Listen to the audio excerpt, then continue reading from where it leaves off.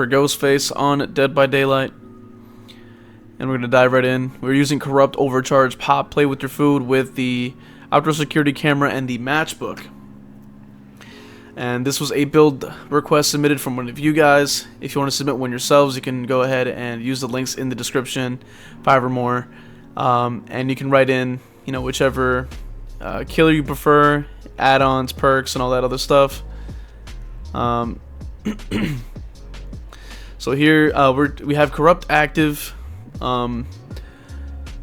which can be quite useful. You definitely want to be able to, get some value from Corrupt if you can. If it is indeed possible, definitely try to get some value for it. As you can see, it's a little bit tricky. I was trying to take full advantage of it. It's not a perk that I usually pick. I used to pick it a lot more, but I just ended up getting the downs a little bit too quickly in the start. It ended up just kind of like it ends up deactivating for the rest of the game because of it. A little bit too soon. So did miss the melee there, but we are able to keep them kind of occupied here. We do end up losing a generator. Did get stuck. So I just sort of zoned him back over there toward a weaker pallet. And then obviously from here, it's just a matter of getting the down. So we do have a couple of interesting perks.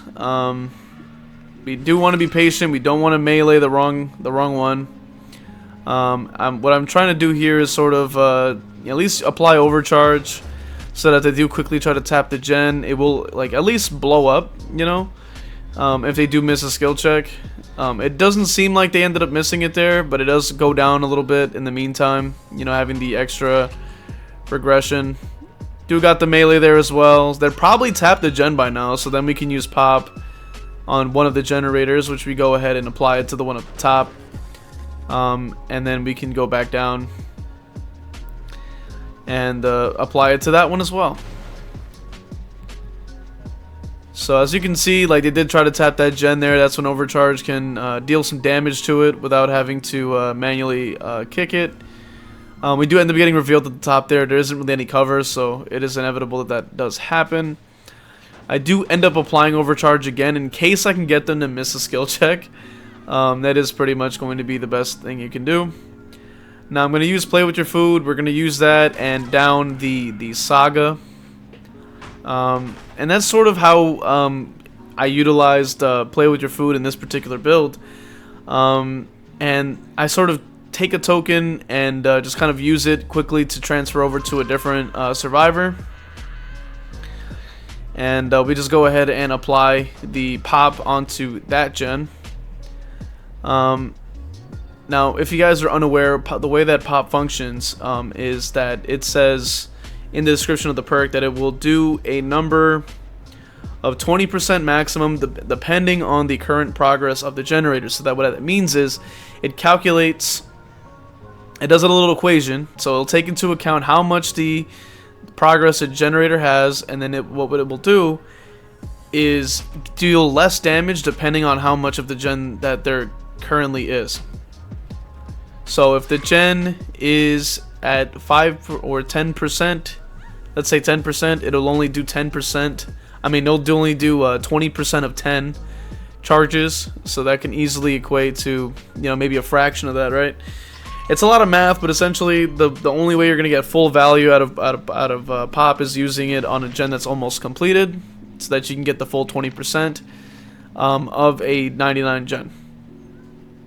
So the upside is if you can throw on overcharge as well, so that if the gen does get left there, it will continue to regress in the meantime, and potentially if they're trying to tap the gen, could get them to miss a skill check. Now the outdoor security camera is doing some pretty good value. I'm able to keep an eye out as to where every survivor is on the map, and I can use that to my advantage and follow through with the Saga, because now I know that Lisa's on a gen, so we can just go ahead and focus on downing somebody else in the meantime. So I don't break that pallet because I don't want to lose distance. I go around and then I use that to down the Saga because I know that there's still going to be 2 survivors on the ground. Now what I do is I try to at least get the melee so that I can get them to mend. I was not able to do that, but that was the strategy there. And then I was going to go ahead and hook up the Saga because I know the Sagas must have been hooked before, allowing for a bit more pressure from there. And then we also get our pop charged. They do end up saving the Saga. The Meg's still on the ground. We still have pressure. And I dodged the stun there so I can just quickly break that pallet and rotate back to pick up. You know, ideally either pick up the Meg or like try to see if I can catch somebody injured, or use my pop because I still have it charged. And you can see that overcharge will work for it raises all the way up to 130% over 30 seconds. So that means that it over time it's doing more and more. It's regressing faster and faster. So it can be relatively useful, I would say. And as you probably have seen earlier, the outdoor security camera will show you the auras of all survivors after downing a marked survivor. So it is quite useful.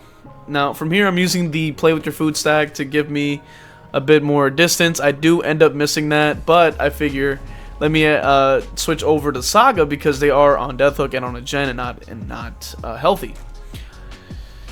So best case scenario, I can just change the Bloodlust there, try to get them to go for a bad vault. They did end up vaulting, but surprisingly there wasn't any audio for that.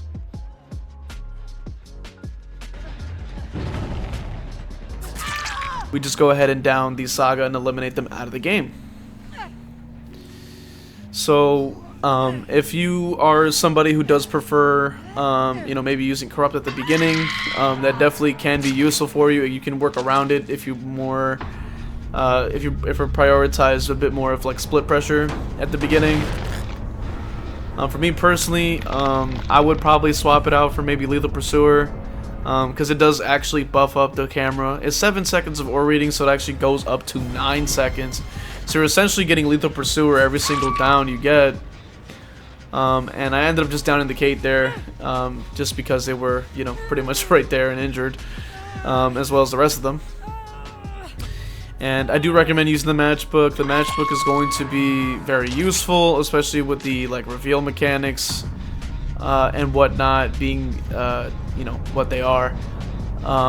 You know, it is good to just kind of have something to drop the cooldown to 14 seconds, which is the lowest you could possibly get it at this point. Well,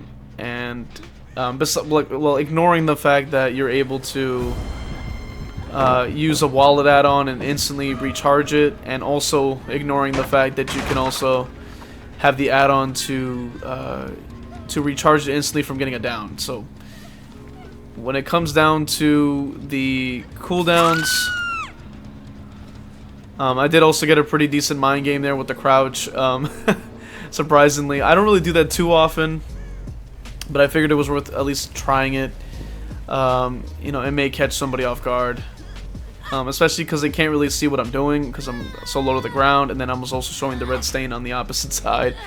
So it did make it a little bit more difficult for them to discern where I was going to go, which could be quite useful.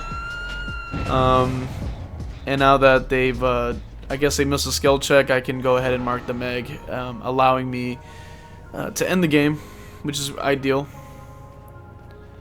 So overall, I would say that this build is definitely can definitely be pretty useful on Ghostface, I would say. Me personally, I would lean. I tend to build Ghostface a little bit differently, so I would lean more into the ore reading, or I would end up leaning more into the haste because, you know, you do have play with your food as an option. Really, you want to focus on, you know, aiding those weaknesses when you are building for your characters. So it's definitely not bad at all. Now, what I end up doing is, because this was taken live from the live stream, if you want to watch me play Ghostface live, subscribe, hit the noti bell, join the Discord, get noties there, or follow on Twitch, and then you'll be able to catch the lives there. But I was reading chat at this point, so with that being said, there isn't much left in the video, and because we do end up having to go after the Meg.